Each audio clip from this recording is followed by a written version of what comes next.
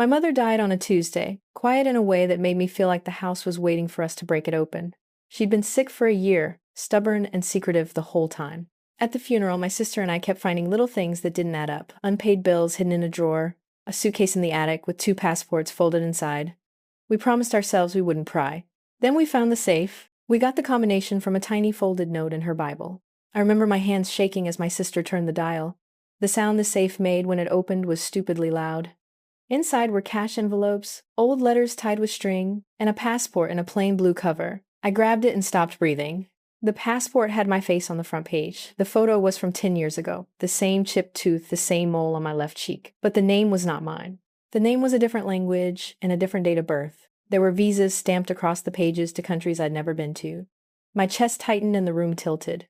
I handed it to my sister like it was a grenade. She looked at me the way people look when they don't know whether to be scared for you or about you. She said Mom kept secrets. She said maybe it was old. She said maybe it was just paperwork. Her voice was small, like she was testing every possibility before saying anything that could be true. We found a letter folded in the passport. It was short and messy, my mother, in her handwriting, telling me not to open certain doors. She called me by the name she used when she was young, a name I had never been called in our house. She wrote that she did what she had to so I could sleep at night. That line felt like a threat and a benediction at the same time.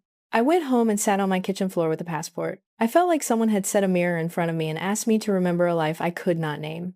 I texted my friend Jamie without thinking. I sent a picture and wrote, I don't even know what this is. Jamie called within minutes. She said calm things. She said we should pause. She also said her cousin used to work at the embassy.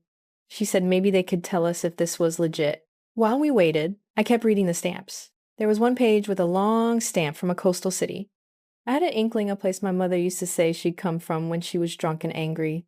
A place she had erased from every conversation after Thanksgiving. I had never taken her seriously. I had never imagined she had kept paper proof. Jamie's cousin checked the passport that night and sent back a single sentence. If that photo is yours, you need to answer some questions. It felt like the air had been removed from the room. I called my sister and told her. She said we needed to go back to the house and look harder. The next afternoon, an older woman walked into the funeral home lobby while we were signing papers. She had a folded photograph in her hand and a voice like gravel. She pointed at me and said the name on my passport out loud. She said that woman was her sister. She said the sister had vanished decades ago with a child. People stopped writing checks. The room smelled like old coffee and cold shock. I thought she was wrong. I thought she was a woman clinging to a ghost. Then she showed the photograph. It was a baby with a hat. On the back of the photograph, someone had written the exact name that was on my passport. Somebody in the room recognized the handwriting. It matched a label on an old shoebox on my mother's top shelf. Panic started to spread like a leak. The funeral director called the police because the woman refused to leave. 2 officers came and asked questions. One of them asked me to step into the hallway and asked me to explain why my face matched a missing person's photo from another country. He asked if I was willing to provide a DNA sample. My throat closed. My sister said I didn't have to do anything. My mother's sister, Aunt Linda, arrived and told the officers to slow down. She accused the woman of trying to stir up trouble for money. The police left with promises to look into it. I sat on a folding chair and felt like my life was an accordion being pulled apart. We went back to the house that night. My sister found a manila envelope under a loose floorboard. It had hospital bracelets, a stamped envelope with a different hospital's return address, and a folded piece of paper that looked like a court document. There was a photocopy of a birth certificate with 2 names on it, one erased so badly it looked like a child had tried to claw the letters away. I thought I might throw up. We took everything to Jamie's cousin and to Aunt Linda. She had been my mother's closest person as a child and suddenly looked like a person with the right to be angry. She sat with the documents, flipping pages until she found something she recognized. She said it looked like an adoption file, but half of it was redacted with a black marker. That felt like a victory. We had proof someone had tried to bury something. For a few hours, we felt like detectives. Then someone from my workplace called. HR asked if I was the person in the press inquiry. A conservative blog had picked up the story. My photo, my passport, the woman's accusation, all of it had been turned into a headline about stolen identity. My manager called me into a meeting and said the company needed clarity because we couldn't have risk. I tried to explain. My voice dissolved. I took a DNA test because I wanted a black and white answer. The lab results came back with a list of people I apparently wasn't related to. The number next to mother read 0%. Somewhere between the photocopied birth certificate and the lab report, my childhood self was erased by paperwork and secrecy. That was the lowest true thing I'd ever been told. After the test, My sister stopped sleeping at night. She started avoiding phone calls, Jamie started sleeping over, Aunt Linda spent her mornings on the phone, digging through dusty records at the hospital. I felt like I had been unmoored from everything that used to explain me, my name, my family story, the reason my mother had looked at me at night like she was trying to memorize me. I hit a bottom I didn't think would have room in my chest. I walked into the sea at dawn and sat ankle deep and let the cold make my thoughts stop. I thought about leaving everything behind. I thought about changing my name to the one in the passport just to see what would happen. I imagined telling the older woman at the funeral to take everything and walk away. I felt like nothing. Identity had been reduced to a thread. Then I chose not to disappear. I chose to call the woman who'd stormed the funeral.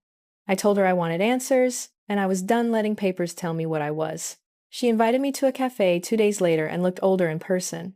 She handed me a tin with a dozen Polaroids and a folded letter that had been written the year I was born. She said her sister had been young and terrified. She said her sister had hidden a child and given that child to a woman from another town who begged to raise her. She said they had argued about names the way frightened people argue about details that feel safe. She said there had been threats from people who knew where they were. She used the word protection. She used the word debt. She showed me a photo of my mother holding me as a baby, and on the photograph in shaky ink was the name that matched my passport. The Holy's **T moment came when she slid a separate paper across the table. It was a police report from decades ago. The report said a woman had asked the officers to change a child's documents to protect her from a violent man. The officer's name was familiar. It matched the signature on a court file I had found under the floorboard. The pieces clicked. My mother had not stolen a life. She had saved one and sewn it into a different name.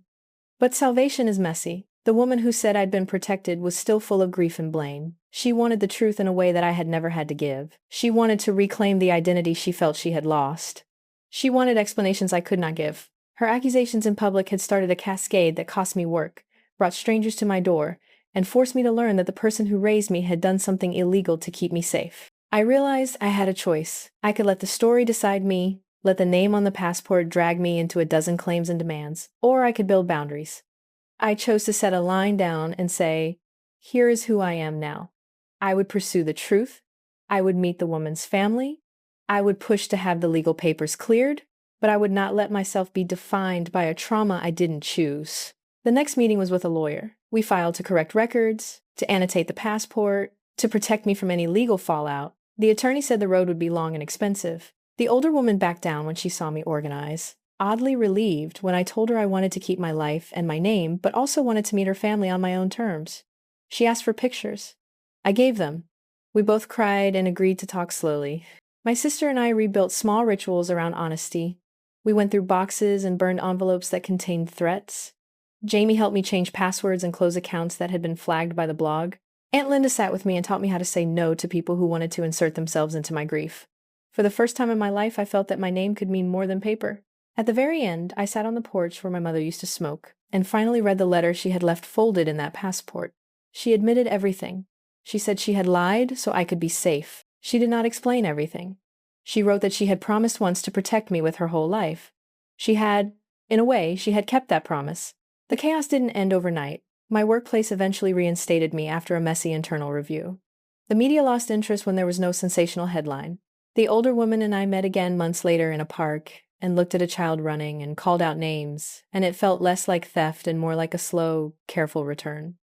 I kept my name. I added a file to a locked box with photocopies of the passport and the birth papers and the crazy Polaroids. I taped my mother's letter to the inside of the box.